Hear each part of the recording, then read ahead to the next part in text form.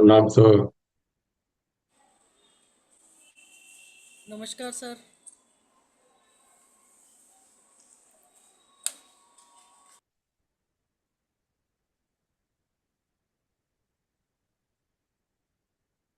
Think we हाँ, गायब हो गया। हाँ, आई गॉट इट। वो म्यूट हो गया था मेरा, है ना? यू कैन जी हाँ हियर जी मी? हाँ हाँ हाँ जी। मैंने कहा कि धन्वंतरी का दिन है, तो जी। तो हम लोगों को तो ज्यादा जरूरत है उसकी। पर यंग बिल्कुल लोगों को बिल्कुल। भी, यंग लोगों को भी है, यंग लोगों सही को भी बात है। है यार। पर अपने को ज्यादा जोड़ता है। जी। सर जी। नमस्ते। नमस्ते प्रणाम जी। सर। नमस्ते जी। नमस्ते सर जी। प्रणाम। नमस्ते बेटा, नमस्ते। तो क्योंकि मैंने अभी देखा सर कि काफी जो उसके ग्रीटिंग्स आते हैं उसमें धन ज्यादा बताया जाता जी है ना? धन ज्यादा तो मैं बताते बोला हैं। हाँ, उसका धन से नहीं धन्वंतरी से संबंध है। और वो धन्वंतरी का धन भूल गए और धन हाँ, तेरस धन, का धन याद रह गया। हाँ, धन सबको अच्छा लगता है ना, सेकंड भाव। Actually the foremost wealth is the health. या एक्चुअली, उसकी चिंता नहीं या है। That's right, absolutely. बिल्कुल पैसे के पीछे भाग रही है हाँ, जनता। सब अभी कलयुग है ना सर, तो बताया भी है पहले। चलिए। तो मुझे बहुत हंसी आ रही थी। तो हमारे एक यंग शिष्य बोले, आप हंस क्यों रहे हो? मैंने इतना जी। अच्छा भेजा है। मैं बोला, क्या भेजा है देख तो पहले। तो बोले, अच्छा है ना, धन्वंतरी है तो धन की वर्षा होना चाहिए। मैं बोला, वो धन नहीं है, ये तबीयत का धन है। धनी है इधर धनी है सही। हाँ। पर अच्छा है। एनीवे, दैट इज अच्छा ऑल्सो। है उसका भी जरूरत है। नहीं, ऐसे में most of the one of the most important wealth is health, anyway, है ना? जी जी। हेल्थ फोमोस्ट इज, है। हाँ, हम यंग थे तब वो हेल्थ इज वेल्थ बोलते रहते थे। बिल्कुल बिल्कुल। तो मैं बोला, चलो वेल्थ ही आई तो हेल्थ तो है, चलो भगवान की बहुत कृपा सही बात है यार। है। लास्ट ऑफ द लेक्चर है ये, सिक्स भाव के बारे में। जी। उपजय का दूसरा भाव, और शनि महाराज की कृपा है तो अभी शनि की बात करेंगे। बिल्कुल बिल्कुल। शनिचरी है तो everything is falling together absolutely everything is like. Falling together. तो shall I share the screen, sir? जी जी जी।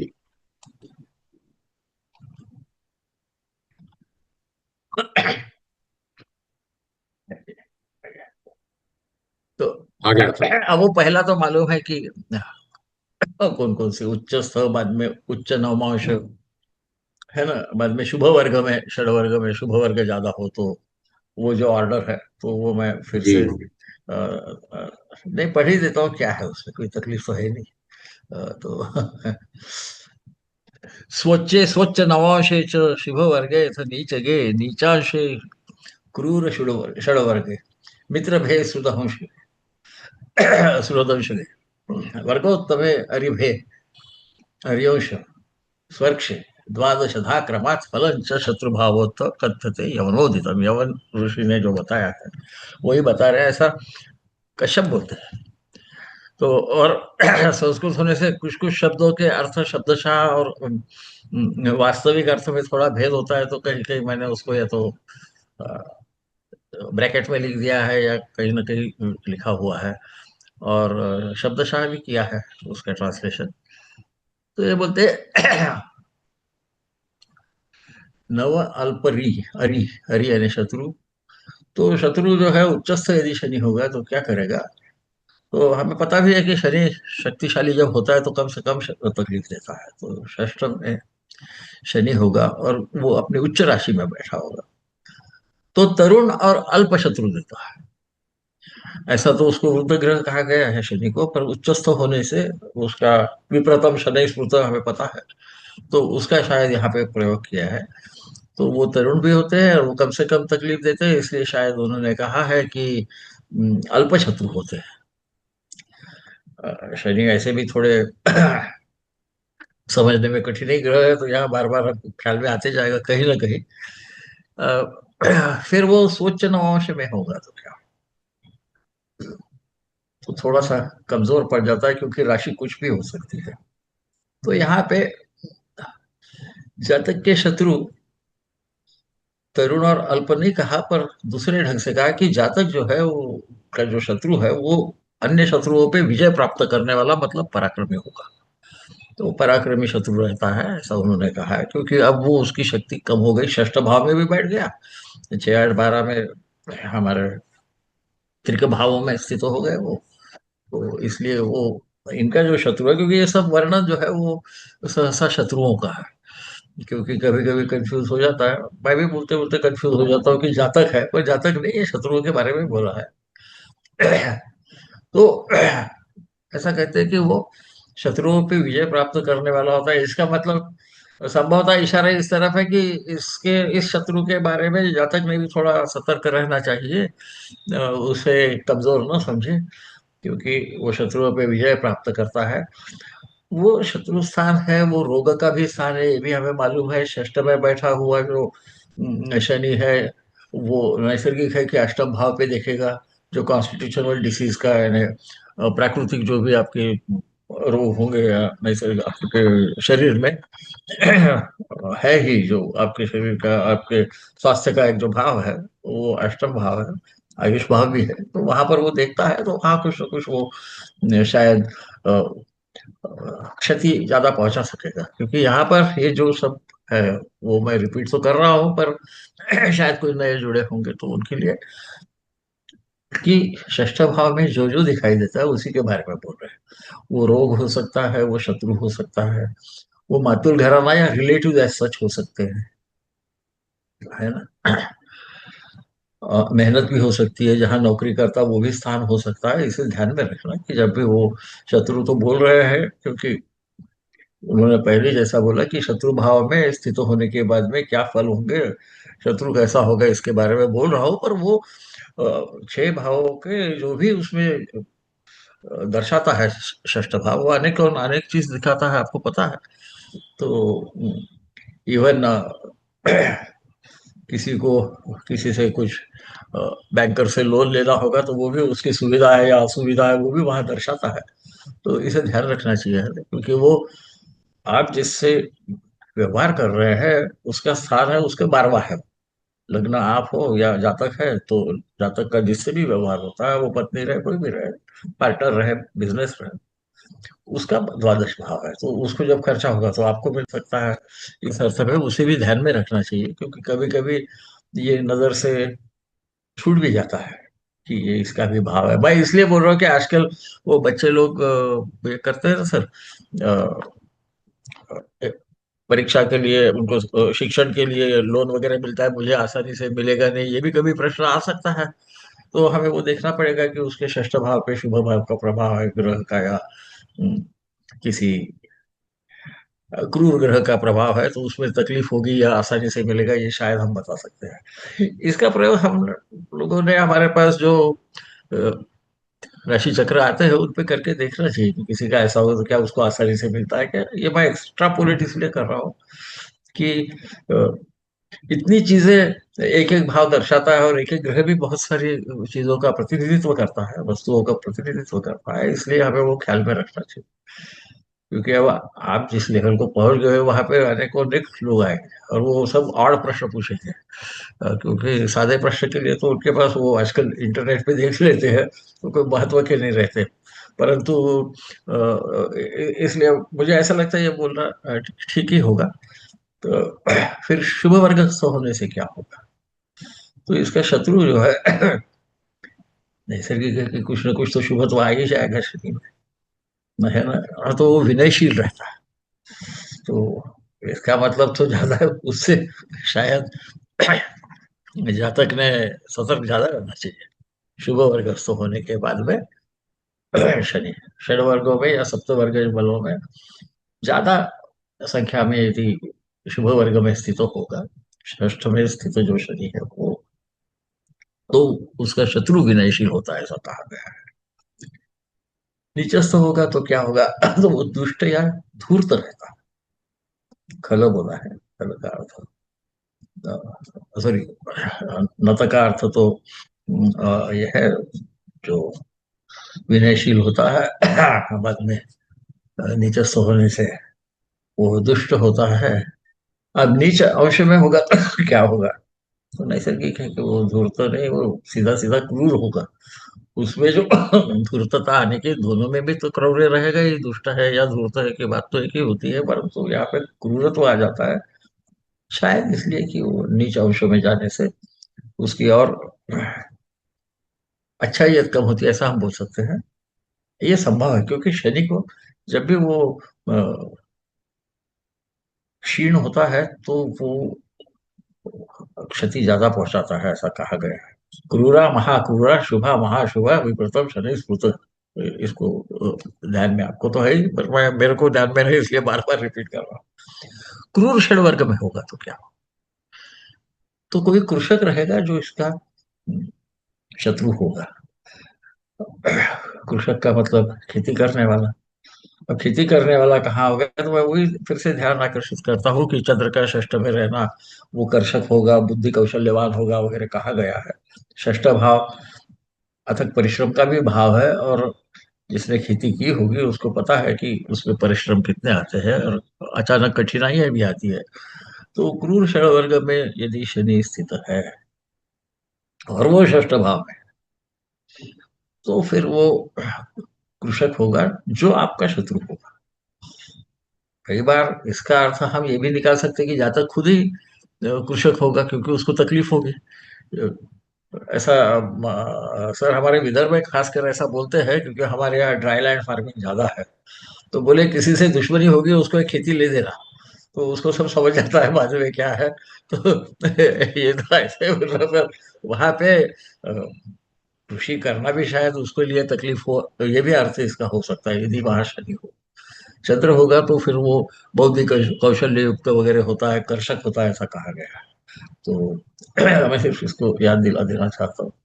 आप लोगों को वो पता ही है, पर मेरी जो आदत है वो तो जाएगी नहीं। अब आप इतने दिन सहन कर रहे हो, तो और कुछ दिन कर लीजिए सर। फिर उसके बाद में वो मिथुन राशि में आता है। मिथुन राशि में आने से क्या होता है कि शनि को हम शूद्र वगैरह भी कहते हैं, हमको उनकी जातियां वगैरह का सभी का उन्होंने यहाँ पर प्रयोग किया हुआ है, अलग अलग ढंग से बड़े कलात्मक रूप से किया है। यवन भी प्रवर्तक थे। तो मिथुन राशि में होगा तो वो शत्रु कैसा होगा, तो वो शंकर वर्ण का व्यक्ति होगा, ऐसा कहा गया है। अब यहाँ शंकर वर्ण को हमने शब्दशः नहीं लेना चाहिए, क्योंकि आप लोगों को तो भगवत गीता वगैरह मालूम है। तो वो बोलते हैं कि चातुर्वर्ण मया कृत्वा सृष्टवा गुण कर्म विभागशः। तो उसके जो कर्म है वो थोड़े मिक्स टाइप के होंगे। इस प्रकार से ही शायद वो उसका अर्थ बता रहा है कि शूद्र है यानी क्या, तो वो मेहनत का काम करता है। पर हो सकता है मेहनत का काम करता हो और विद्वान के समान बात भी करता हो, या मेहनत का काम करता हो झगड़ालू हो, है ना। क्षत्रिय वर्ण और शूद्र वर्ण इकट्ठा आ गए, इस अर्थ से लेना चाहिए ऐसा मुझे लगता है। इसको आजकल जो जाति बोलते हैं उसका कोई संबंध मुझे लगता नहीं है, क्योंकि हमारे धर्मशास्त्र में तो वर्णों की ही बात की है। जाति तो हमने बाद में निकाली, आपको पता है जातक बोलते हैं हम। जिसका जन्म होता है, जात का मतलब तो जन्म हुआ हुआ, तो सभी का जन्म होता है। और ऐसा भी वो कहा गया है कि जन्मने जायति शूद्रा संस्कारा द्विज उच्चते वगैरह वगैरह, तो आपको पता है। मैं इसलिए इसको क्लियर करना चाहता हूँ कि कभी कभी प्रिडिक्शन करते वक्त वो दिमाग में रहता है ना, तो हम जाति की बात करने लगते हैं कि वो मिक्स जाति का होगा, ऐसा कोई जरूरत नहीं। मिक्स जाति का होगा तो उसको यवन कहते हैं, क्षत्रिय और ब्राह्मणी का यदि पुत्र होगा तो उसे यवन कहा जाता है। इसे भी न भूले कभी। वो यवन का मतलब कई बार मुस्लिम या ग्रीक वगैरह ऐसा करते हैं, परंतु संस्कृत डिक्शनरी पढ़ लेने पे हमें पता चलता है कि उसको एक स्पेसिफिक शब्द दिया हुआ है, वहां वो यवन बोलता है। ये यवन ऋषि भी ऐसे ही होंगे कोई ना कोई, तो इसे हमको ध्यान में रखना जरूरी है। तो ये इतना विस्तृत इसलिए कह रहा हूँ कि जो अ, अब ये नए जनरेशन के लोग हैं उनको शायद ये पता न हो। तो जहां जहां जाति का संबंध आता है, या इसका शायद भाई आजकल जिसको प्रेम विवाह होता वैसा होगा, कौन होगा वगैरह करते वक्त वो पंचम में या नवम में शनि देख के एकदम शूद्र होगा वगैरह, ऐसा ना बोले। उसका अर्थ वर्ण से संबंध आता है, इसे ध्यान में रखना चाहिए। तो मित्र नवमाश में होगा तो क्या हो। मित्रों के नौमाशे में होने के बाद में कोई व्यापार होगा। तो यदि आप व्यापार कर रहे हो और ऐसे किसी से डील कर रहे हो और आपके षष्ठ भाव में शनि बैठा है, तो शायद हो सकता है कि आप उससे थोड़ा सा बेटर बिफोर वॉर टाइप का रहे तो अच्छा रहेगा, कम तकलीफ होगी। इसी तरफ इशारा किया हुआ दिख रहा है यहाँ पर। और ये भी हो सकता है कि उसका मामा खुद ट्रेडर हो जातक का, क्योंकि वो मातुल घराना भी बताता है। और हो सकता है कि ट्रेड में इनके कुछ थोड़े बहुत मतभेद हो जाए इस अर्थ से। तो ये सभी संभावना होती है, इसे जरूर ध्यान में रखिए।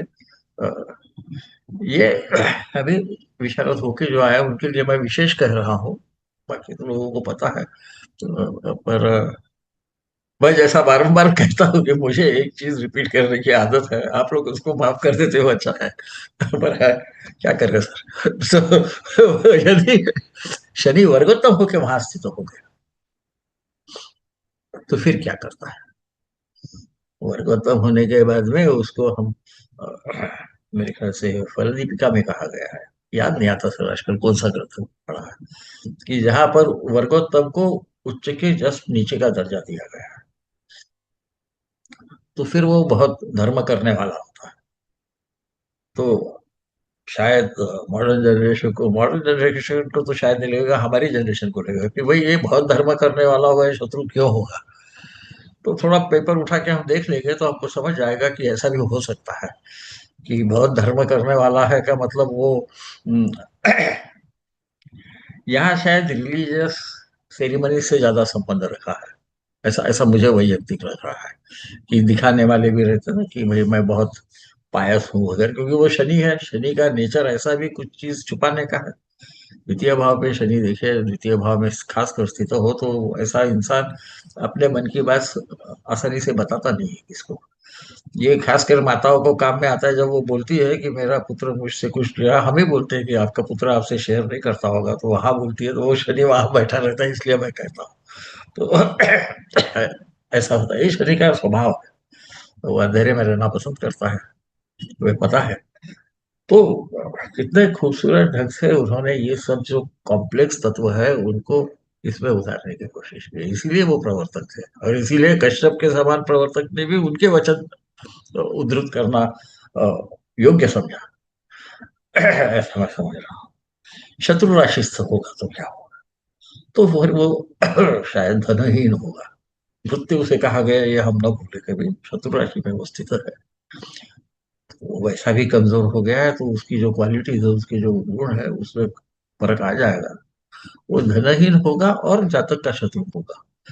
ये जातक के बारे में नहीं कहा हुआ, पर हम वो समझ सकते हैं कि इसी प्रकार के उसके मुलाजिम भी रहे, यानी वो जहाँ कर्म करता है वहां के जो इससे निचले स्तर के काम करने वाले होंगे, वो भी इस प्रकार के रह सकते हैं।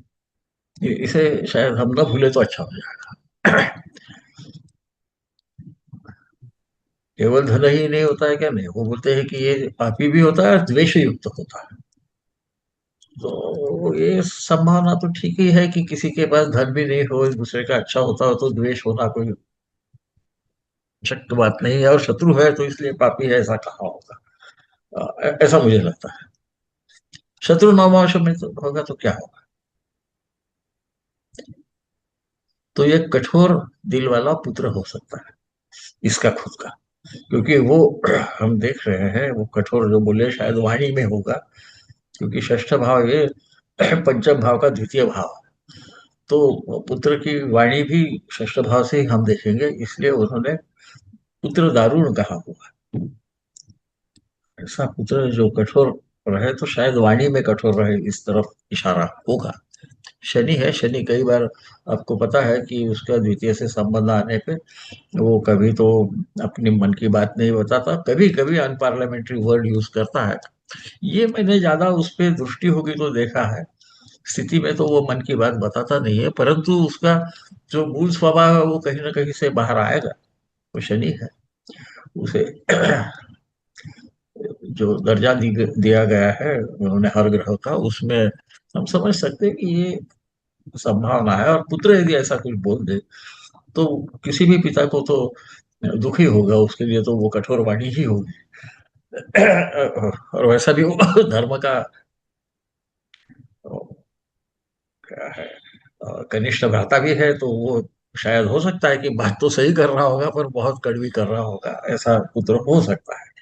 मैं इसका, आपको मालूम है, मैं कोशिश करता हूँ कि ये जो दिया है इसके पीछे में कौन सा तत्व प्रयोग किया गया होगा, क्योंकि हमें कोई बिल्कुल क्लियर फॉर्म में तो आएगा नहीं। दो दो ग्रह भी वहां रह सकते हैं, या उस पर दृष्टि रह सकती है किसी ग्रह की। तो हमने कैसा उसका इंटरप्रिटेशन करना, उसका अर्थ कैसा निकालना। तो इसके लिए मैं खुद भी जब करता हूँ तो इसी प्रकार से करता हूँ, तो वही वही समझा रहा हूँ साहब, मैं कोई नया समझा नहीं सकता। फिर ये स्वराशिस्त होने पे क्या, तो उन्होंने बोला नर्तक होगा। अरे नर्तन शब्द के अनेक अर्थ होते हैं, नर्तक का ऐसा तो हम सादा अर्थ करें हमारे कोलोकियल लैंग्वेज, हमारे प्राकृत भाषाओं में, तो वो तो नाचने वाला होता है। परंतु उसका अर्थ भ्रमित करने वाला भी होता है। नर्तक के अनेक अर्थ होते हैं। तौरीय त्रिक जो है वो नर्तक तौरीय त्रिक में होता है नाचना गाना वगैरह करने वाला, मतलब जो है उसको दूसरे ढंग से प्रदर्शित जो करता है उसको भी नर्तक कहते हैं। इसलिए भ्रमित करने वाला होना ये ज्यादा मुझे योग्य लगता है इसका ट्रांसलेशन। एक जगह नर्तक होता है ऐसे ही एक टीका में कहा गया है, इसलिए मैंने नर्तक लिखा है, फिर वो ब्रैकेट में जो मेरी आदत है भ्रमित करने वाला लिख दिया है, कि मुझे लगता है कि इसका अर्थ भ्रमित करने वाला। और कोई भ्रमित करने वाला होगा तो वो तो हमारे को भ्रमित तो कोई अपने स्वार्थ के लिए कर सकता है, इसलिए वो शत्रु होगा, इस अर्थ से कहा गया है। क्योंकि वो स्वराशित सब है, पापोपी स्वग्रहगत शुभ ग्रह ऐसा कहा गया है। तो वो आउट एंड आउट आपको समझने वाला शत्रु न हो, इस अर्थ में संभवतः कहा होगा कि शनि स्थान की रक्षा करता है, ऐसा भी कहा गया है। तो शायद इन तीनों को इकट्ठा करके उन्होंने, और किसी भी चीज पे थोड़ा सा छुपा के रखना उसकी आदत है, इसलिए शायद नर्तक इस शब्द का प्रयोग किया गया है। तो इसका अर्थ भ्रमित करने वाला, अर्थात धोखा देने वाला रह सकता है। और इस अर्थ में हम इसे लेंगे तो शायद वो पर्याप्त होगा। अब ये सब होने के बाद में ये सब 12 प्रकार हो गए। आगे में ये और दो बताते हैं। वो बोलते भूयो रिदो रवि स्वच्छ मंदारो तनु शत्रु। तो उसका अर्थ षष्ठ भाव में यदि सूर्य उच्चस्थ हो तो जातक को अनेक, भूरी का अर्थ अनेक प्रचुर मात्रा में, इसी अर्थ से भूरी का अर्थ होता है शत्रु होता है। पर मुझे ऐसा लगता है कि उच्च पदस्थ अनेक शत्रु होते हैं इस अर्थ से होगा, क्योंकि हम यदि पीछे जाएंगे, या ये भी हो सकता है कि इसका अर्थ शनि षष्ठ में हो और उसके साथ सूर्य हो। ये भी अर्थ संभव है, मैंने वहां लिखा तो नहीं क्योंकि वो बहुत ज्यादा हो जाता है, इसमें फिट नहीं होता था। इसका कारण यह है कि हम यदि सूर्य का षष्ठ में होना देखेंगे तो वो उच्च में होके यदि षष्ठ में बैठा है तो वो उच्च पदस्थ व्यक्ति होता है, ऐसा कहा गया है। वो भी यवन नहीं कहा गया है। तो ये तो संभव नहीं है कि इतने बड़े प्रवर्तक जो है वो परस्पर विरोधी विधान करे। वो हो नहीं सकता। तो मुझे ऐसा लगता है इसका अर्थ उसके साथ शनि भी हो, इस अर्थ में ही इसे कहा गया है। और शनि होने से न्यूमरस चीजें भी शनि के आधिपत्य में आती है। तो इसलिए हो सकता है कि उन्होंने इस प्रकार से कहा होगा कि उसके साथ शायद शनि भी होना, और वो उच्च पदस्थ भी होगा, क्योंकि आपने दोनों यदि सूर्य के फल और शनि के फल ये दोनों को मिलकर हम देखेंगे तो हमें ख्याल में आएगा कि सूर्य उच्च पदस्थ में, और यदि षष्ठ भाव में स्थित हो तो उसके परिणाम एक दिए। वहां सिर्फ उच्च पद का कोई ना कोई उसका शत्रु होगा, इतना ही दिया हुआ है, या राजा होगा, इस प्रकार से दिया हुआ है। यहाँ पर उन्होंने अनेक क्यों बोला, तो शायद ये अनेकत्व जो है ये शनि से आता होगा। मैंने इसको इसको इसलिए इस अर्थ से लिया कि उसके बाद में ही वो बोलते हैं कि मंदार हो तनु शत्रु दो, कि शनि और मंगल यदि लग्न में स्थित होंगे तो जातक के लिए वो शत्रु प्रदान करते हैं, मतलब शत्रु क्रिएट करते हैं, ऐसा कहा गया है। तो मुझे लगता है कि सूर्य के साथ भी शनि है क्यों कहना, जो कि आदत थी हमारे पुराने लोगों की, एक जगह कह दिया तो आप समझते जाओ कॉन्टेक्स्ट से क्या बोल रहे हैं। इसलिए मुझे ऐसा लगता है कि ये सूर्य षष्ठ भाव में होगा और उच्चस्थ होगा, तो ऑब्वियस है कि शनि उसके साथ यदि आएगा तो वो नीचस्थ होगा, है ना सर। तो मुझे ऐसा लगता है कि ये कारण होगा करके, मैं गलत भी हो सकता हूँ।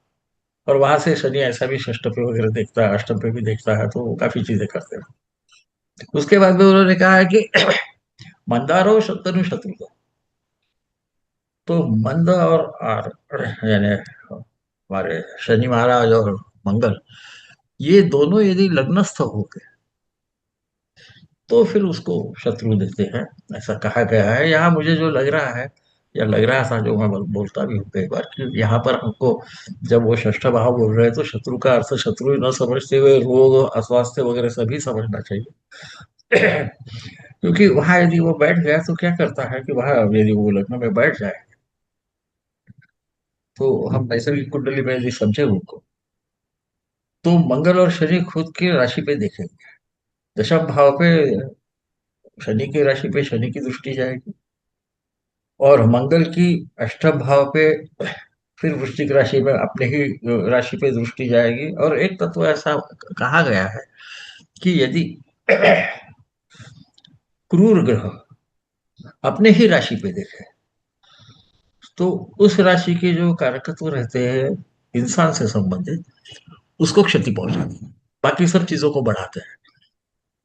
भावाधिपति भाव को देख के भाव को बढ़ाता है, पुष्ट करता है, परंतु उसमें उसके व्यक्ति संबंधित या कारकत्व जो भी व्यक्ति से संबंधित आता है उसको वो क्षति पहुंचाते हैं। तो अष्टम में तो समझना बहुत आसान है, क्योंकि वो आयुष स्थान है, और वो खुद के भले ही राशि को देखे, वो जातक का ही आयुष स्थान होने से जातक के शरीर को तकलीफ पहुंचा सकता है। और रिपु में, षड रिपु में हमारे शरीर भी आता है, इसलिए शायद उन्होंने शत्रुदायक कहा होगा।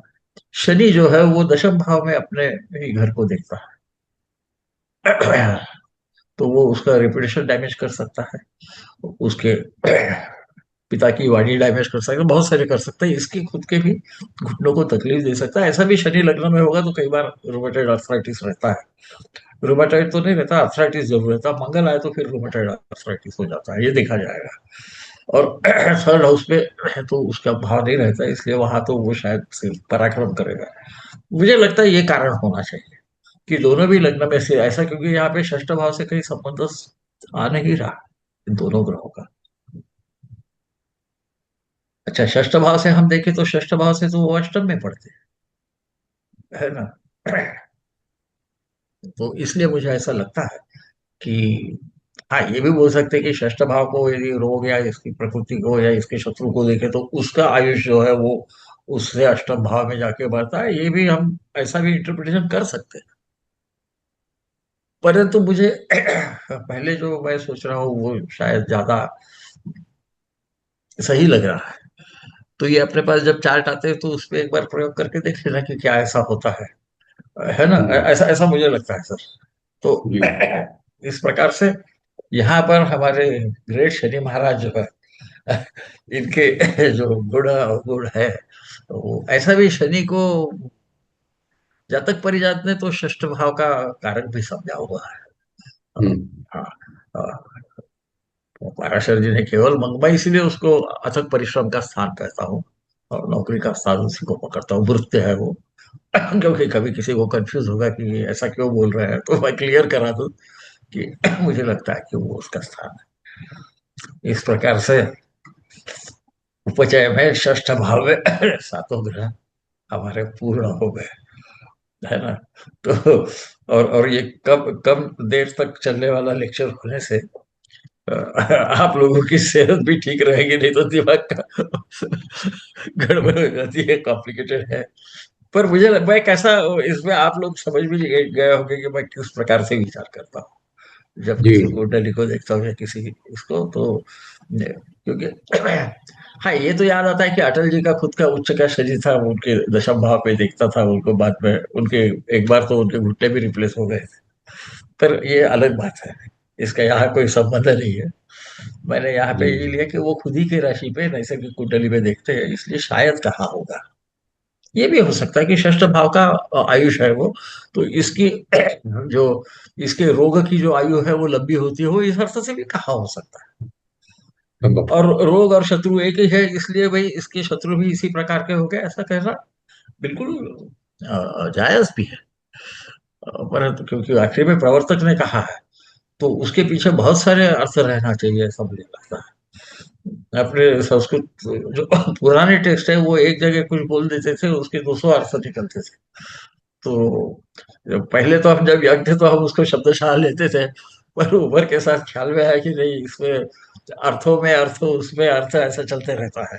तो इसलिए वो इस प्रकार से मैं कुंडली में देखता हूँ तो ऐसे ही देखता हूँ उसमें कि इसका अर्थ क्या होगा करके, कि ये ऐसा क्यों कहा है। क्योंकि हमारे एफोरिज्म्स तो मजेदार है ना सर। कभी कभी वो ओवर द टॉप भी बताते हैं।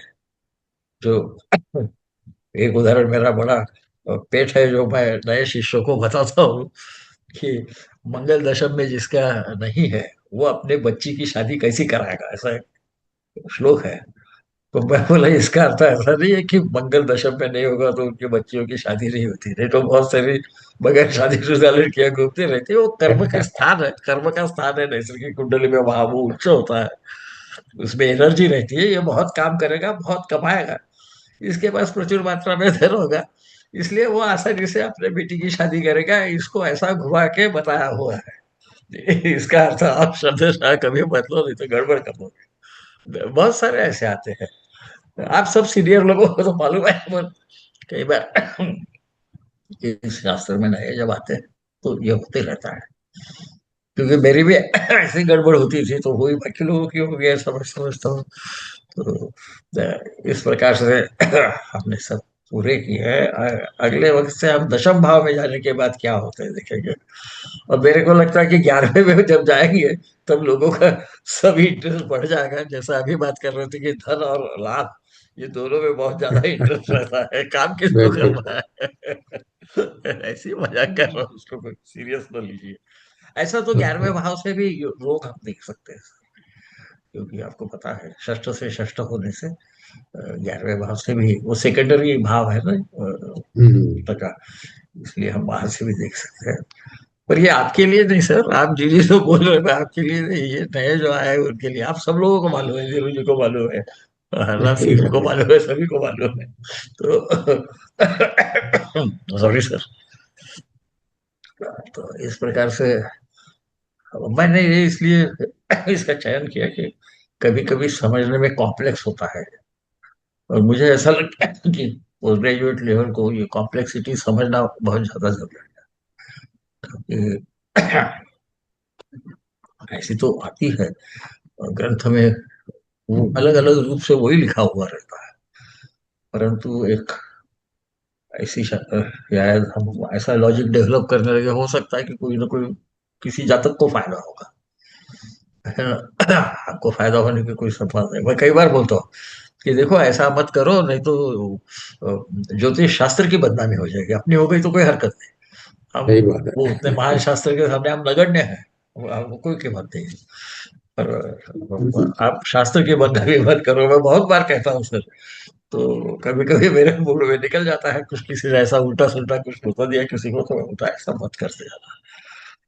और ये आपका वैयक्तिक मत होगा तो बताइए कि भाई ऐसा तो शास्त्र तो ऐसा कहता है, मुझे ऐसा लगता है, फिर उसमें कोई हरकत नहीं।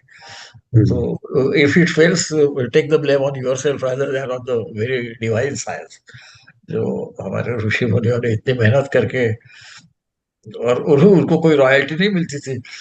एक एक किताबें जो हम पढ़ रहे हैं अभी, उसके लिए वो तो ज्ञान प्रदान करने के लिए हेतु से, उसी हेतु से करते थे। तो शायद वो अपनी जनरेशन है ना, तो पुराने जनरेशन की जरा ख्याल अलग रहते हैं, यंग लोगों को शायद वो विचित्र लगे। तो पर ऐसा है सर। Excuse me, sorry। तो ये फटाके चालू हो गए सर, सुप्रीम कोर्ट ने अलाउ किया ना, अभी हमारे यहाँ चालू हो कि पटाखे गए। बजने लग गए ना तो पोल्यूशन ज्यादा हो गया। जी हाँ, नहीं वो सिर्फ दिवाली के दिन ही होता, बाकी दिन नहीं होता। बिल्कुल नेता लोग जब जीतते हैं ना, तब जब फटाके फोड़ते हैं सही उनके वहां बात है। तक, तब नहीं होता, वो सिर्फ अभी तभी सिर्फ है। मौसम खराब होता है, नहीं थोड़ी खराब होता हाँ वो तो साहब, हम ऐसा सोचे ना तो हम बड़े भाग्यवान हैं कि किसी ने कोर्ट में ये नहीं बोला कि भाई दुश्मन पे तोप गोला डाल दिया तो इससे पॉल्यूशन फैल गया, ये भी मत करो करके। है। इसलिए हम तो भाग्यवान है, अभी ऐसा किसी के दिमाग में नहीं आया, आ सकता है, हमारे यहाँ कुछ भी हो सकता है। सॉरी। या युद्ध के वक्त जब वो ढोल नगाड़े बज रहे थे या वो शंख बजा रहे थे भगवान, तब कोई एक्टिविस्ट नहीं था, अच्छा था, नहीं तो नॉइस पॉल्यूशन के इस पे उनको बेचारों को कोर्ट पे खड़े कर देते।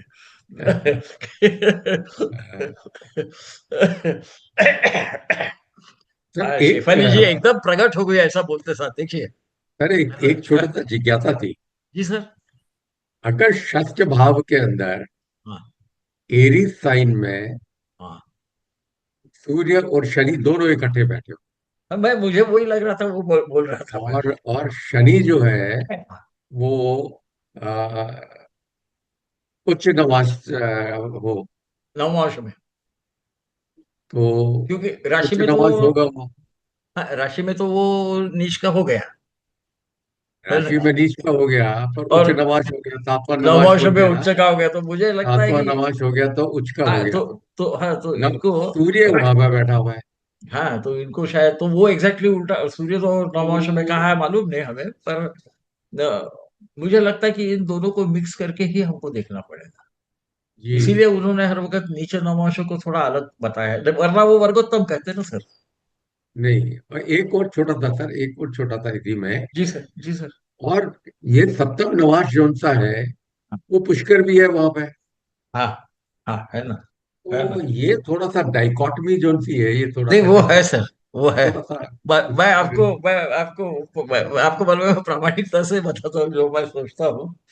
जी मुझे पुष्कर नवांशों को जितना कहा गया है, उतना मुझे उसका प्रभाव कभी दिखा नहीं। जी यानी मैं, अभी आपको मालूम है मैं तो स्पष्ट ही बोलता हूँ, तो वो तो हमारे विदर्भ की आदत है, वो जाएगी नहीं। पर मैंने उसका प्रभाव देखा नहीं। इट इज जी। टॉक्ड अबाउट मोर, उसके बारे में बहुत कहा गया है, परंतु प्रत्यक्ष में हमें नहीं दिखता ऐसा। हम्म। मुझे लगता है उसका संबंध मुहूर्त शास्त्र से होगा, ऐसा ऐसा मुझे खुद को लगता है कि जी उसका मुहूर्त शास्त्र में होगा, क्योंकि कई जगह कोई निगेटिव को एक्सेप्शन दिए हैं, जैसे वो सिंहस्थ गुरु है तो शादियां जी। नहीं होती, परंतु यदि वो सूर्य के नवमांश में है तो उस वक्त होती है वगैरह, इस प्रकार से ये स्पेसिफिक केस में पुष्कर नवमांश का महत्व आता होगा। ऐसा ऐसा मुझे वैयक्तिक लगता है सर। जी वरना जी। पाराशर जी के समान विद्वान ने या गर्ग ने उसका उल्लेख न करना अपने ग्रंथों में, वराहमिहिर ने भी नहीं करना, या सारावलीकार ने नहीं करना, तो ये मुझे थोड़ा अटपटा लगता है सर। तो ये जी इस लेवल को तो हम बोल सकते हैं, तो विशारद लेवल को हम बोलेंगे, उनको लगेगा कि ऐसे भी अपन 60 के ऊपर, मैं तो 80 पर जा रहा हो, तो 60 के आगे लगेगा, पर ये मुझे ऐसा लगता है कि ऐसा होना चाहिए। यही उसका अर्थ होगा, वो शायद संबंध उसका हमारे मुहूर्त शास्त्र से आता हो, कि जी कहीं जी निगेटिव भी है तो इस स्पेसिफिक जगह वो अच्छे रिजल्ट देगा, इस अर्थ से कहा होगा। जी। मुझे ऐसा लगता है। और यहाँ पे तो क्या, दोनों तीनों जो आते हैं कि भाई उच्च है तो इस प्रकार का है, उसके साथ नीच नववर्ष में इस प्रकार का है, और इस स्थान में, तो इनको सब ये रिजल्ट्स को मिला के फिर हमारे विवेक बुद्धि का प्रयोग करके फाइनल क्या होगा ये हमें तय करना चाहिए। और पुष्कर नववर्ष के बाद में तो मेरा ये उनके उस विषय में तो यही मेरा मत है सर। वो एस्टेब्लिश से अलग है, ये मैं बिल्कुल मानता हूँ, पर हम प्रयोग भी करके देखेंगे तो हमको ख्याल में आएगा कि वो ऐसा होता नहीं है। जी पुष्कर नवमाश में कोई भी ग्रह है तो वो कई बार नहीं देता सर। वो एक सर रिडल है, वो एक सर रिडल है। एक क्वेश्चन। जी जी। सर जैसे अभी सर ने पूछा पुष्कर नवांश की बात, तो जी अगर क्रूड मतलब ये तो एक तरह से मेलेफिक प्लैनेट हो गया, और ये अगर पुष्कर नवांश में है, तो क्या हाँ। इसकी मेलिफिसेंस कम होगी या इसकी मेलिफिसेंस बढ़ेगी? नहीं नीरू जी, जैसा मैंने कहा ना, मुझे लगता है उसका एप्लीकेशन होरा में नहीं है, ऐसा मुझे लगता है। मुझे लगता है उसका संबंध हमारे मुहूर्त शास्त्र में आता है, जहाँ निषिद्ध कुछ है किसी कारण से, वहां यदि वो पुष्कर नवमाश में ग्रह होगा तो वो नलीफाई होता है। इस अर्थ से होना चाहिए। क्योंकि देखिए कोई भी यानी हम जिसको क्लासिक ग्रंथ बोलते हैं, उसमें उसका उल्लेख आता हुआ दिखता नहीं। चंदू भाई पटेल जी ने अपने पुस्तक में लिखा है नववर्ष के बारे में, उसमें पुष्कर नववर्ष का उल्लेख भी किया है, और वो बहुत विद्वान थे, मेरी उनकी मुलाकात भी हुई थी और बहुत ग्रेट थे। पर मेरी जब मुलाकात हुई तो I think he had cross 92। तो उनकी मेमोरी तो अच्छी थी, वो बहुत थक गए हुए थे। 2002 के सेमिनार में मेरी मुलाकात हुई थी, और फिर कुछ देर बाद भी तो मेरे दिमाग में था वो। पर मैं बोला अभी इनको कष्ट नहीं देना चाहिए, हम बहुत मूर्खता करेंगे, कहीं मिल गए, प्यार से बात कर रहे हैं और हम उनका दिमाग चाट रहे हैं तो अच्छा नहीं होगा। चलने वलने में थोड़ी तकलीफ हो रही थी साहब उनको उस वक्त। हम्म। हाँ। तो उनके वो नवमाश के बारे में जो उनका किताब है, उनके दो है, एक नाड़ी नवमाश और नवमाश, और अनदर है नवमाश। उसमें पुष्कर नवमाश का उन्होंने उल्लेख किया है। पर मैं ये बार बार सोचता हूँ कि किसी भी होरा के शास्त्र के संबंध में जितने भी विद्वानों ने ग्रंथ लिखे जिनको हम मानते हैं, उसमें कहीं पर भी उल्लेख नहीं है। अच्छा, दूसरा मेरा एक विचित्र जो है ना सोचना सर, वो भी मैं बता देता हूँ। ये केवल हाईएस्ट लेवल को आपके समाज जो लोग गए उनके लिए है, बाकी जो लोग उससे ध्यान न दीजिए कि गुणा मेलन का भी मुझे कहीं उल्लेख नहीं। तो तो मैं बोलता हूँ कि ठीक है, गुण कमी है तो चलेगा, पर वो सप्तम भाव वगैरह हम देखते हैं वहाँ क्या हो रहा है।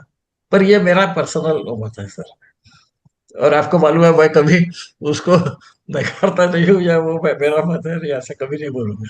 पर एकदम। मुझे कहीं दिखा नहीं। नारद पुराण में है, नारद पुराण में नारद जी ने बताया है, ऐसा नहीं कि नहीं बताया, परंतु वो वहां तो सभी बताया हुआ है। तो उसका मुझे कभी दिखा नहीं। चार छह गुण देने वाले को बढ़िया चलते रहते हैं, वो षडाष्टक वालों के भी शादियां टिकते रहती है, 36 गुण वालों की टूट जाती है, 32 वालों की टूट जाती है।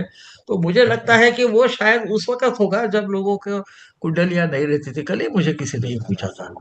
हाँ, तो तब वो जन्म नक्षत्र से आपको नक्षत्र मिल जाता था, उसी को शायद वो प्रयोग कर लेते होंगे। इन्होंने स्त्री के लक्षण क्या होंगे इस पर बताया है कि हम्म। स्त्री जातक अध्याय में उसका उल्लेख है कि वधु होगी तो वो उसके तलवे का रंग क्या होगा। वो आजकल कोई तलवा दिखाएगा, वो ऐसी देगी ला सबको भगा देगी। वो नई बच्ची, नए जनरेशन के हमारे पाँव देखते हैं। पहले देखते थे सर, आपको याद होगा, धीरू जी को याद होगा, वो चल के बता वगैरह ऐसा करते थे हाँ जी, हाँ जी। पहले जमाने में।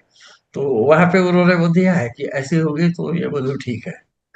तो इसलिए, पर ये मेरा विचित्र मत है ये।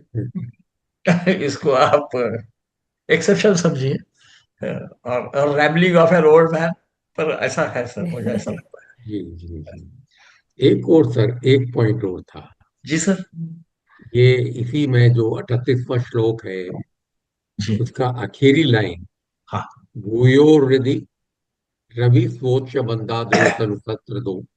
बराबर। ये बाकी का जो श्लोक है उसके साथ पढ़कर है, या उसके वो बाद में अलग से है? उसको इमीडिएटली उसके बाद में वही है। इसके यानी वो, साथ ही है, दैट हाँ मीन्स हाँ बिल्कुल, यानी अगर वो सूर्य शिव थर्टी छठ भाव में उच्चस्थ हाँ है। सर वो, हाँ 37 श्लोक जो है उसमें हम्म। बहुधर्म कृत वगैरह आता है। और हाँ। बाद का जो श्लोक है वो 1 2 3 4 नंबर, तो वो उसके नंबर दिए हैं उन्होंने, 12 है इसलिए। तो उसी का जो सेकंड हाफ है वो भूयो हृदो रवि स्वच्छ मंदारो तनु शत्रुदो, ऐसा मैं लिखा वही है। वही वही मैं जी, जानना चाह रहा था सर। इसी का भाग है, इसीलिए मैंने सोचा कि उससे वो एक ही इसमें वो खुद को कॉन्ट्राडिक्ट तो करेंगे नहीं। यानी इसको हमको पूरे को इकट्ठा पढ़ना पड़ेगा। हाँ जी सर, हाँ जी सर, हाँ जैसे जी। छठे भाव में सूर्य उच्चस्थ बैठा हो, हाँ और हाँ हाँ। फिर शनि की पोजीशन 12 की 12 होगी तो ये फर्क जी पड़ेगा। जी जी, ऐसा ऐसा मुझे लगता है। जी जी जी सर, जी। जी सर, जी I sir. Hope I hope my understanding is हाँ नहीं, बिल्कुल बिल्कुल सर, राइट राइट। इसीलिए इवन जी। वहां पर भी उन्होंने तनु में मंदारो बोला है और तनु शत्रुघ्न बोला है, तो इसका मतलब मंद और आर दोनों भी लग्न मंद और भाव आर्ट में। दोनों है, हाँ सही हाँ। बात। मैंने पहले ऐसा सोचा था कि इसका अर्थ कि तनु के शत्रु होते हैं इस अर्थ में तो नहीं बोल रहे। अरे जी। बिल्कुल आपको मालूम है मैं कुछ छुपाता नहीं हूँ, मैंने पहले ऐसा सोचा, फिर उसमें बहुत विचार किया। क्योंकि तनु के शत्रु मतलब रोग होना, ऐसा है ना। शरीर के शत्रु है। हाँ, कि शरीर मंदार के हो शत्रु। तनु शत्रु दो, बिल्कुल। ऐसा तो नहीं बोल रहे ये कि भाई सोच के होंगे, पर दोनों मैंने बोला सोच के तो रह ही नहीं सकते कभी। जी फिर जी। वो एक हिंदी टीकाकार ने टीका की है इसकी, पर उसमें जो जैसा लिखा वैसा तो मैं पहले लिख देता हूँ, क्योंकि वो भी बहुत विद्वान, हमारे से मेरे से तो बहुत ज्यादा विद्वान थे, संस्कृत के पंडित थे, तो उनको तो अपन चैलेंज नहीं कर सकते, पर फिर भी जो फिर मेरे को जो लगता है तो वो मैं ब्रैकेट में दे देता हूँ सर, कि भाई मुझे ऐसा लगता है। हमारे पिताजी ने बोला था तेरा अलग भी मत होगा तो पहले विद्वानों के मत देना, उसके बाद तेरा मत दे, और उसको फिर लॉजिक तो समझाते हुए, क्योंकि खुद को ज्यादा विद्वान मत समझते जा। तो, तो अभी भी उसका पालन कर रहा हूँ सर, बहुत साल हो गए उसका। और वो जैसा नर्तक लिखा है, तो नर्तक नाचने वाला सोचेंगे कोई भी, परंतु हम जब उसके शब्द कल्पद्रुम वगैरह देखते हैं तो वो भ्रमित करने वाला ये भी उसका एक अर्थ होता है, क्योंकि नर्तक एक प्रकार का एक्टर होता है, तो वो जो हम्म, नहीं है वो दिखाता है। इस अर्थ से वो नर्तक का अर्थ संस्कृत में ऐसा भी होता है, नाचने वाला भी होता है, उसके बहुत सारे अर्थ होते हैं, उसमें का एक अर्थ भ्रमित करने वाला होता है। हाँ, शत्रु भ्रमित करने वाला होगा ये सही लगता है, प्ले एक्टिंग हम बोलते हैं ना जिसको सर, वो शुक्र के आधिपत्य में आता है वो गौरी का, और ये दोनों bosom फ्रेंड है। तो मैं ऐसा सोचता हूँ कि फिर तो ठीक कभी है। कभी ये लिखता हूँ, फिर से सोचते बैठता हूँ, तो इसलिए मुझे बहुत टाइम लग जाता था एक एक करने में, क्योंकि उन्होंने गलत तो कहा नहीं होगा, ये तो हो ही सही नहीं है। सकता, हो ही नहीं सकता। और तो सोच समझ सकता हम गलत समझ सकते हैं, हमको अलाउड है, पर वो कभी नहीं कहेंगे जैसा सर लिखते यहाँ सर हैं। यहाँ पर ये भी कह सकते हैं कि मतलब दिखाने के लिए फ्रेंडशिप है और वैसे शत्रु बन रहे हैं, तो वो हिडन वो हाँ हाँ ड्रामा कर हाँ रहा हाँ, है। बिल्कुल, वो वही अर्थ है, भ्रमित करने वाला मतलब आपको मित्र लगेगा, हाँ, मित्र दिखा आपको रहा है और अच्छी सलाह वैसे। देने वाला ऐसा लग सकता है, हम्म। वो नहीं होगा। ऐसे ऐसे ऐसा है। ऐसा भी राहु और मंद सरीखे समझे जाते हैं, और ये थोड़ा सा डिसेप्शन ये राहु के अंदर भी दिया है, हम्म। तो शनि को भी दिया है, शनि नीचे देखता है ऐसा कहा गया है, तो इसका मतलब कि जो, नहीं तो फिर बाकी ग्रह सम देखते हैं और सूर्य जो है वो ऊपर देखता है, तो राजा है तो वो तो ऐसे ही देखेगा, किसी को अपने बराबरी का समझता नहीं है। हम्म। तो उनकी क्वालिटी बता रहे हैं ना, क्योंकि वो कहाँ देखते हैं, मंगल है तो वो तिरछी नजर से देखता है, ऐसा जब हम्म। बोल रहे हैं, तो उनको क्या मतलब है, उनको भी मालूम है कि ग्रह तो एक गोल है, उनको तो आंखें रहती नहीं है, पर वो हमको कुछ तो कन्वे कर रहे हैं मैडम, है हम्म। ना। या हम्म। शनि शनि यस। लंगड़ा है, हाँ धीरे धीरे चलता है, कॉशियस रहता है, यही अर्थ होगा, नीचे देख के चलता है गड्ढे में न पड़ जाओ। मैं उसको इस अर्थ से शनि का स्वभाव समझने की कोशिश करते रहता हूँ, क्योंकि अभी टाइम है ना, जब यंग थे तो इतना सोचते नहीं थे, जो हकीकत है यही है। वो तो भगवान की कृपा थी, तो वो जो बोलते ना खुदा मेहरबान तो गधा पहलवान, तो बोलते थे वो हो जाता था सच, वो अलग बात है, पर बाद में समझा कि ये तो ये इसमें हमारी बुद्धि का कंट्रीब्यूशन कम था उसमें। अब बिल्कुल आपने सही कहा, वो उसी के बारे में बोल रहा है, कि वो आपको डिसेप्टिव रहेगा, अंग्रेजी का यदि बोलते तो वो डिसेप्टिव रहेगा, ऐसा ही अर्थ है उसका। क्योंकि नर्तक क्यों होगा भाई, ये नाचेगा क्यों, इसको कहाँ से बीच में आ गया, ये तो कुछ बताता नहीं है, तो वो भ्रमित करने वाला ये उसका एक अर्थ है। तो मैंने बहुत सारे फिर वो ढूंढते रहता हूँ मैं कि इसके और क्या अर्थ है करके, है ना, तो क्योंकि उनको वो मीटर भी रखना था, यानी छंद भी बराबर वैसा ही होना, तो इसलिए कई बार शब्दों का अलग अलग शब्दों का प्रयोग किया गया है संस्कृत टेक्स्ट में। इवन भगवत गीता में भी भगवान कभी गुडाकेश बोलते हैं, जिसका नींद पे अधिकार है, कभी परंतप बोलते हैं उसी अर्जुन को, हम्म। कभी कौन्तेय बोलते हैं, तो वो रेफरेंस पे यदि उस दृष्टि से देखे तो हमको कुछ और दूसरा दिखता है, कि वो और भी कुछ हमको इंडिकेट कर रहा है, ये क्या बात कर रहा है है ना सर, मैं ऐसा ही पढ़ता हूँ सर, तो ठीक कभी बात। कभी मेरे हम उम्र मित्र बोलते तो विचित्र सोचते रहता है, अरे मैं बोला इतने विद्वान लोग जब बोल रहे हैं और थोड़े टाइम में उनको बिल्कुल। बताना है, तो वो सुनने वाला भी तो विद्वान है, वो हमारे हाँ, समय लोग तो थोड़ी बताते थे, है ना सर। बिल्कुल। कभी कभी यंग मित्र रहते ना सर, तो क्योंकि मैं सभी को मित्र बोलता हूँ, 12 साल का भी होगा तो एक ही बात है, तो अभी तो हम बूढ़े हैं तो हम बच्चे ही हैं, तो वो ऐसा बोलते रहते हैं कभी। मैं बोलता देखो, एक तो ब्रेविटी लैंग्वेज में, और अगले का हम्म। समझना, ये खासकर कभी एस्ट्रोलॉजी में कभी कभी कुछ लोग कुछ कुछ भी बोल देते हैं, बता देते हैं किसी को, तो मैं तो थोड़ा सोच के बताते जाना। वो जो लिखा है वहां पर, वहां वो लिखा तो है, पर पराशर जी वो मैत्रेय को हे द्विजोत्तम बोल रहे हैं, तो पराशर के समान ऋषि यदि किसी को द्विजोत्तम बोलेंगे तो उसकी भी लेवल समझने की कोशिश करो, तो वो उनके लिए बता रहे हैं। तो हम उसको ज्यादा गहराई में जाके, खासकर अष्टक वर्ग में आता है सर, आपने देखा होगा हम्म। कि अष्टक वर्ग में वो बोलते हैं मैत्रेय की, हे भगवान आपने तो सब बताया, पर ये बहुत कठिन है समझना, और कलयुग में लोगों की बुद्धि कम होते जाएगी, इसलिए केवल ग्रह के चार से कैसा प्रेडिक्ट करना ये मुझे बताइए। फिर पराशर जी उनको वो फिर साधु प्रश्न साधु पृष्ठम वगैरह बोल के अच्छा प्रश्न किया करके फिर अष्टक वर्ग बताते हैं। तो ये एक जगह मैंने ऐसा लेक्चर दिया था, मैं अष्टक वर्ग ज्यादा देखता नहीं हूँ सर, भी हमें लेक्चर दिया, तो मैंने बोला ये उन्होंने मैत्रेय को बोला है, और मैत्रेय ने बोला लोगों की, तो उनके लेवल से कम होगी, ये समझने में सही डिफिकल्टी, बात इसको आसान है। आप मत समझिए, ये निर्बुद्ध लोगों के लिए बिल्कुल ही नहीं है। बिल्कुल बिल्कुल। तो सब बोले आपके दिमाग में, बोले देखो प्रस्तार अष्टक वर्ग कितना डाल के देखते हैं, कोई नहीं देखता है ना सर, या सर्वाष्टक वर्ग में ये भाव में फलाना है, वो तो देखता, पर वहां वैसा होते हुए नहीं देखता, ज्यादा ज्यादा बिंदु है फिर भी नहीं दिखता। जी। तो मैं बोला वो ऐसे कभी कभी मुझे सूझ जाता है तो मैं बोल देता हूँ। आप लोगों को तो अभी आदत हो गई इसलिए बोलने की हिम्मत करता हूँ, शुरू शुरू में वो नहीं बहुत नहीं शांत सर रहता कर, था, मैं बोला अरे ना ना वो ना सर ये बोलेंगे कुछ भी बोलता है यार। हाँ, पैतरे के लेवल का हमारी कहा, तो हमको तो ढूंढना ही पड़ेगा ना सर किसी चीज को। अच्छा इररिलेवेंट तो बोलेंगे नहीं, ये तो पक्का है, जी। हाँ, बिल्कुल पक्का है। हाँ पाराशर जी ने लग्न के बारे में, शादी के बारे में वो पितृ अपने पति हंत्री योग वगैरह बताया है, हम्म। पर उन्होंने कहीं गुण का उल्लेख नहीं किया। या हमारे महाराष्ट्र में वो प्रीति षडाष्टक और क्या शत्रु षडाष्टक वगैरह चलता है कि वो 1 से 6 8 रहे तो वगैरह, तो मैं उनको यही बोलता हूँ कि ठीक है वो अच्छा है, पर बेसिक स्ट्रेंथ तो कुंडली की देखोगे, है ना सर। पर मालूम बिल्कुल। नहीं मेरा सही है कि नहीं, वो तो भगवान ही जानता है, वो अब ऊपर जाके बताएगा कि बेटा तू कुछ भी बोल रहा था, कब गई तेरी अब मेरे पास आया, मैं बता दो तेरे को क्या है, तो देखे सहन कर ले, उसको भी मालूम है अच्छे के लिए बोलते हैं। जी। Extremely sorry sir.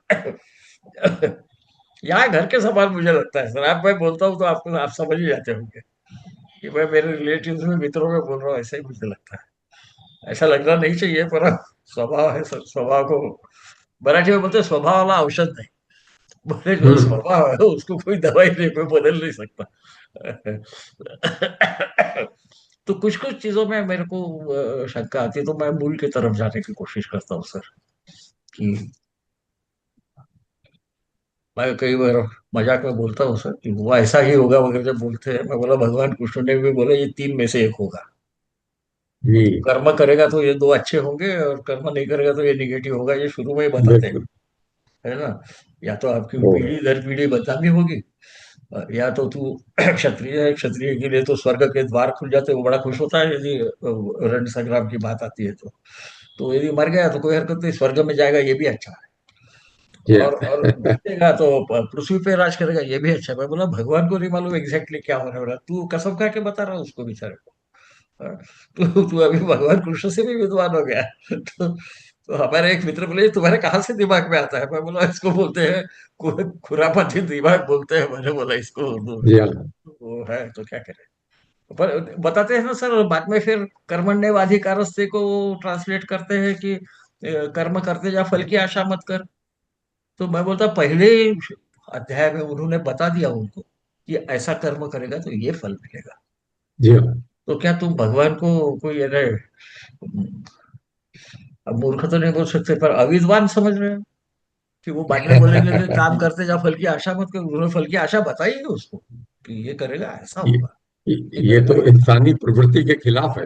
हाँ, तो मैं बोला वो क्या इंसान की प्रवृत्ति के खिलाफ है कि फल की आशा ना करे और काम करता रहे। हाँ ऐसा, और वो भी पहले अध्याय में उन्होंने बताया फल क्या होगा, है ना। तस्मात् उत्तिष्ठ कौन्तेय बोलते हैं उसको, इसलिए उठ और युद्ध कर बता रहे हैं।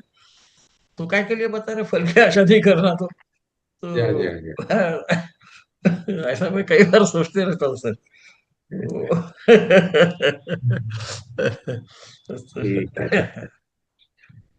किसी और का कोई प्रश्न और है तो पूछ सकते हाँ हैं। नहीं तो ये हमारी सोलोलॉजी चालू रहेगी, आप परेशान हो जाओगे।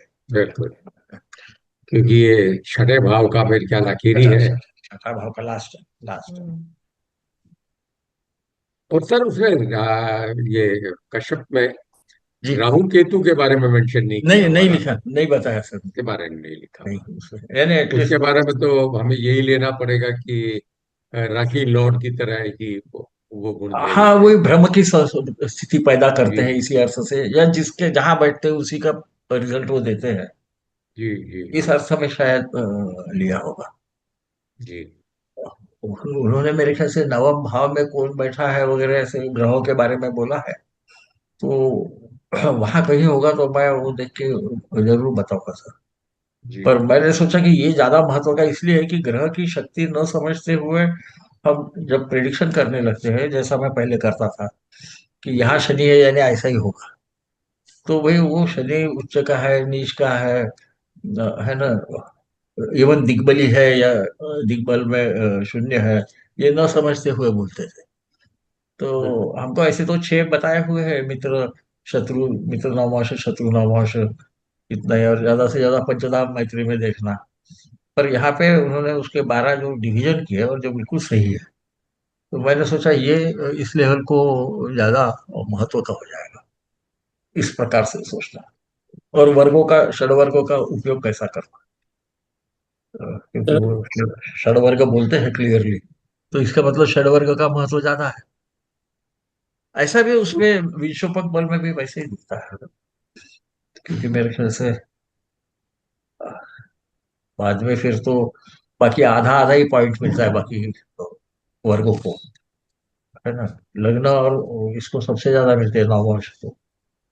पर केवल जब षोडश वर्ग आते हैं तो फिर षष्ठ्यंश को सबसे ज्यादा मिलते हैं। जी और फिर भी बाकी उसके बिलो दैट लग्न और नवमाश को ही मिलते हैं सर। मतलब उनका इफेक्ट ज्यादा होता है, ऐसे अर्थ होगा उसका, है ना हम्म। सर। है तो सर। सर, जी यदि छठे भाव में जैसे 12 वर्ग बताए हैं, 12 प्रकार की श्रेणियां बताई हैं, जी तो इनके साथ साथ अगर राहु या केतु कोई साथ बैठा हो छह में, जी जी तो जी। क्या ये फल कुछ संशोधित हो जाएगा या कोई प्रभाव नहीं होगा? मुझे ऐसा लगता है सर कि ऐसे वक्त वहां पे वो थोड़ा इल्यूजन की स्थिति तो पैदा करेगा, क्योंकि वो राहु राहु होगा तो। और केतु तो केतु अगर होगा, आप, केतु केतु थोड़ा होगा। सा अलग ढंग से करता है, ऐसा तो सभी तमोग्रह दूसरे का रिजल्ट अपने दशाओं में तो वो अपने दशा में देंगे इनके सबके रिजल्ट। जी सर। ये ग्रह तो उतने, वो ये भी ग्रह देंगे परंतु उतने प्रभावी रूप से नहीं देंगे, है ना। यद्यत भावगतो वापि यद्यत भावेश संयुतो, ऐसा बोला ही है तमोग्रहों जी के लिए, तो वो तो ठीक है। यहाँ पे मैंने एक देखा है कि यदि षष्ठ और 12वें में राहु केतु होंगे, क्योंकि वो नेचुरली एक में राहु होगा दूसरे में केतु होगा, तो जी मैंने सर। एक मार्क किया है सर कि उसको ट्रेडिशनल, उसकी जो भी वो सिस्टम फॉलो करता है मेडिसिन की, उसमें उसका डायग्नोसिस नहीं होता उसके रोग का। हम्म। तो फिर उसको अल्टरनेट सिस्टम यूज करनी पड़ती है, और वहां से डायग्नोसिस मिल जाता है। और मैं बोलता हूँ कि इसका अर्थ वो डॉक्टर को समझाने ऐसा गलती से भी मत सकते, वो सिम्टम्स को मास्क कर देते हैं। ये मैंने बारंबार देखा है सर। रोगों का डायग्नोसिस जो हाँ होता नहीं है, जो भी सिस्टम हो, जैसे एलोपैथी फॉलो कर रहा होगा तो एलोपैथ को नहीं मिले, तो मैं बोलता हूँ भाई आयुर्वेद देखो, होम्योपैथी देखो, यूनानी देखो, यदि कोई होगा उसका विद्वान तो ऑफकोर्स विद्वान के पास ही जाओ, ऐसा मत जाओ कहीं पर। और उसमें मिल जाता है सर। हम्म। हाँ, तो वो क्योंकि बिल्कुल बोलेंगे वो कि मालूम नहीं, वो समझ में नहीं आ रहा, इतने हमने इन्वेस्टिगेशन किए, फलाने किए, तो ये मैंने देखा है कि वो उसका जो असर है वो हमको समझने नहीं देते। ठीक। इस एक्सिस में रहे, 2-8 में रहे तो भी होता है ऐसा। अच्छा। राहु केतु होंगे तो जी सर। और कभी कभी इनको ये भी होता है, यानी अब क्या कह सकते हैं उसको, एलर्जिक रिएक्शंस भी रहती है। वो ड्रग्स की रह सकती है, अ, या वो किसी, ये भी हो सकता है कि किसी प्रकार का व्यसन भी हो, उसकी तकलीफ हो सकती है। सर ये मैंने छह बारंबार देखा है सर। सर तो 6/12 में तो 6 रोग का है, 2/8 में तो रोग का नहीं है, 2/8 नहीं, वो रोग का। कॉन्स्टिट्यूशनल डिसीज है ना सर।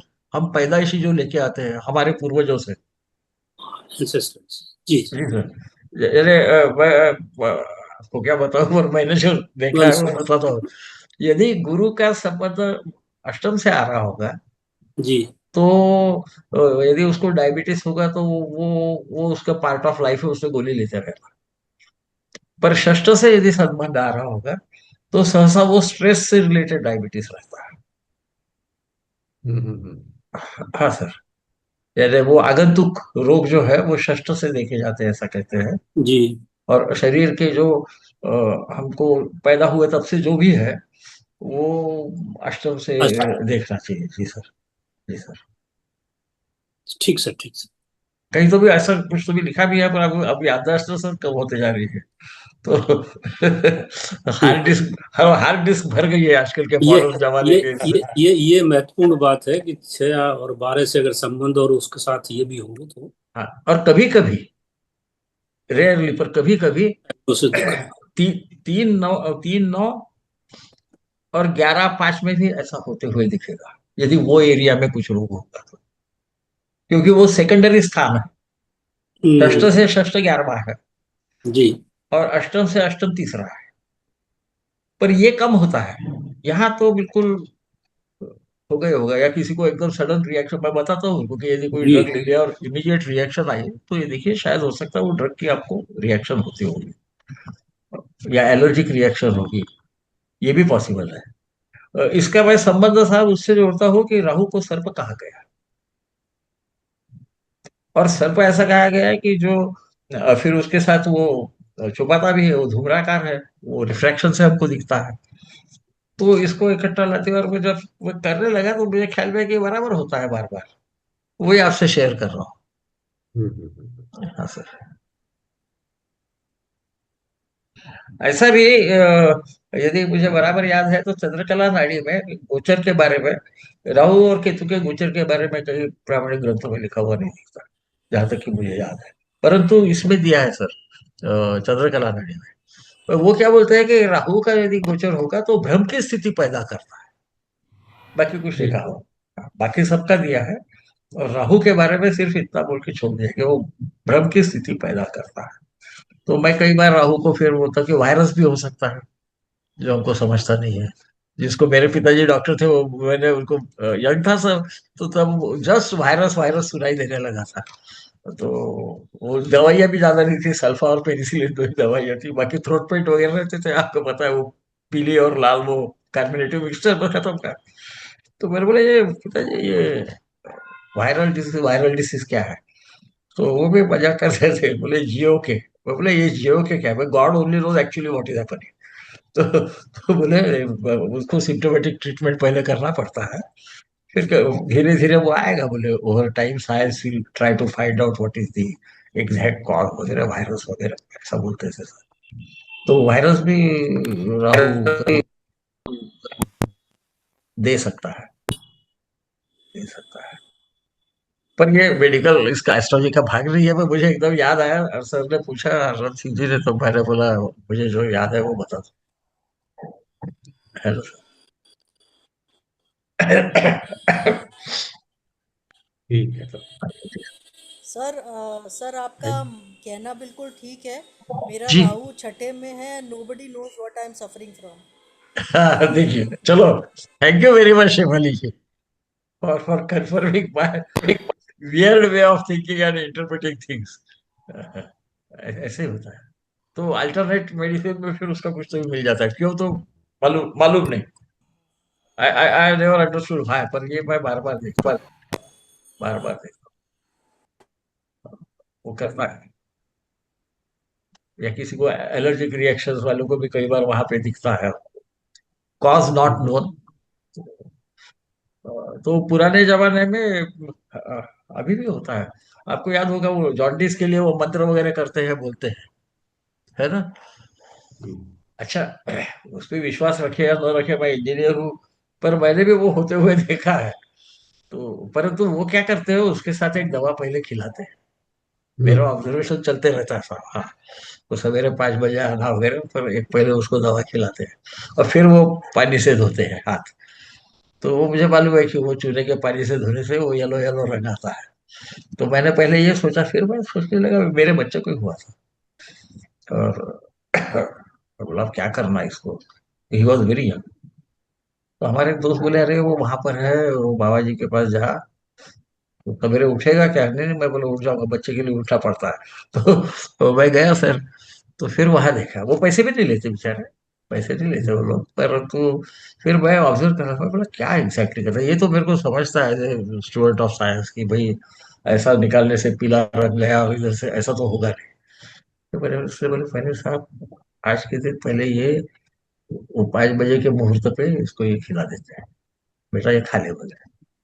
तो फिर उससे वो चालू किया और फिर बोले रोज आते जाओ, वो देखो धीरे धीरे कम हो जाए। वाकई हुआ, but I could connect it with some unknown medicine. वो बताते भी नहीं है क्या है, वो कोई गुरु ने दिया वगैरह ऐसे रहता सर उनका। तो वो होते हुए देखा है। तो यही राहु का कमाल होगा। और क्या है ना सर? Excuse me. तो शेफाली जी, आप अभी अल्टरनेट थेरेपी चालू करो, सब आपकी तबीयत ठीक हो जाएगी। है ना? राहु है वो। ऑल्टरनेट ही करती है सर। होम्योपैथी से अरे ही जी जी sir.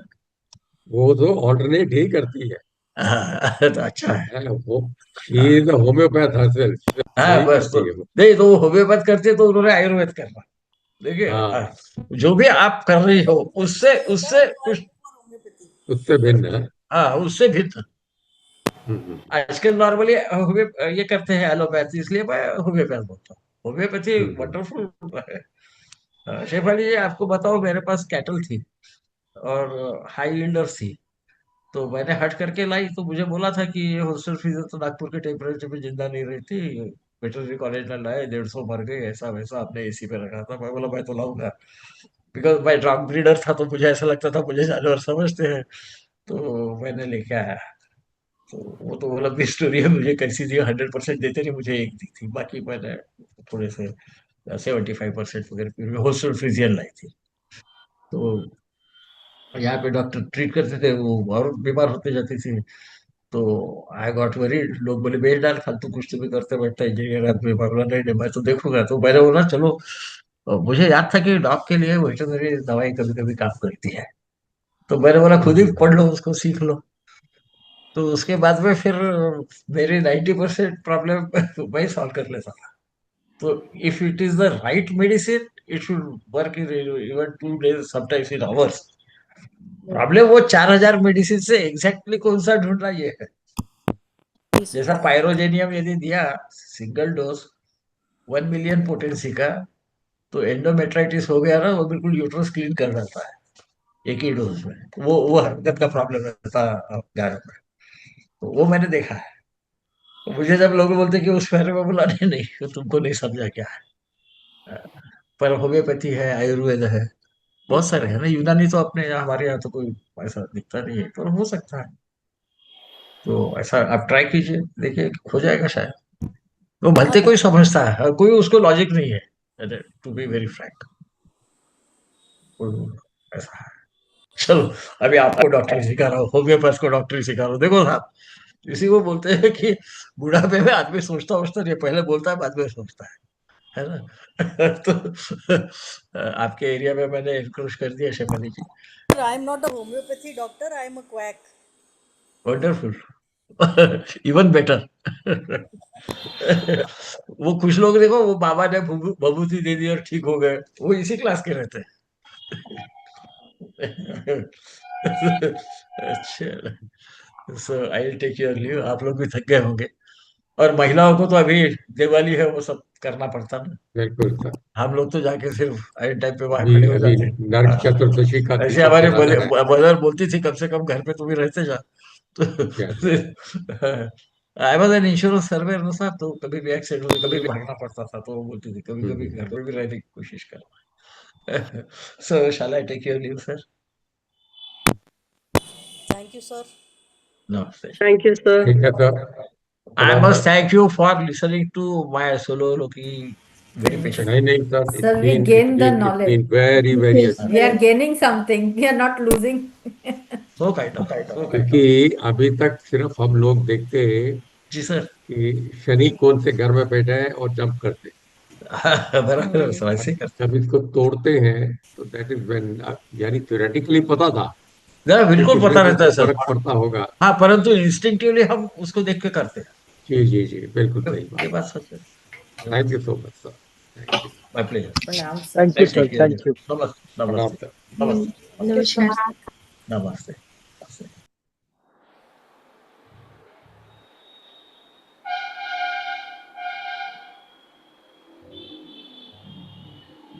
So I'll take your leave and log off. Log of. Thank you so very much sir, God bless you and a very happy Diwali My festivity. pleasure, sir. So kind of you, sir. So kind of regard. you. तो PC sir तो message दिया Shifali madam ने कि he will not be coming today. तो उस हालत में I think सबसे अच्छा तरीका तो यही है कि धनतेरस की कार्रवाई की जाए आगे। अटेंडेंस भी कम है आज। हाँ बिल्कुल। With this, I think we will call it off. Thank you so very much. Thank you, sir. और सबसे अनुरोध है कि Thank you, अपने sir. नाम से ज्वाइन करें ये PGS114 Sir, before PGSI। Close sir, आई ये हैव पंकज सचदेव हो sir. आई वुड हाँ, लाइक टू इनवाइट तो ऑल। अगर अपना नाम से चेंज करके आए तो ज्यादा अच्छा रहता है। सर सबको Sir, पूजा में by default आ गया होगा sir. ऐसा अच्छा, बाई कुछ डिफॉल्ट ज्वाइन किया है, कोई बात नहीं। नहीं by default मतलब नाम जो जो आता है ना, कभी कोई पकड़ लेता है तो नाम से वो वाला पीजीएस आ गया होगा। अदरवाइज पंकज हाँ सचदेव के मैं दूसरे फोन से ज्वाइन किया है ना। हाँ बाहर हूँ हाँ, सर, मैं अबू धाबी में हूँ एक्चुअली। यस यस यस, चलो कोई नहीं, बट चेंज कर सकते हैं उसको। Okay, thank you so much. Okay प्रणाम। Okay sir. प्रणाम प्रणाम, सबको नमस्कार। Okay very happy Diwali to all of you. Thank you sir, thank you same sir, to you. Same to you sir. Thank you. Okay. Sir मेरी आवाज आ रही है? अब आ हाँ रही जी है हाँ जी, मैम, बिल्कुल पहले बहुत कम आ आ रही है। रही थी। Okay, so I would request invite all of you to the Diwali Puja at our center in Noida on Monday.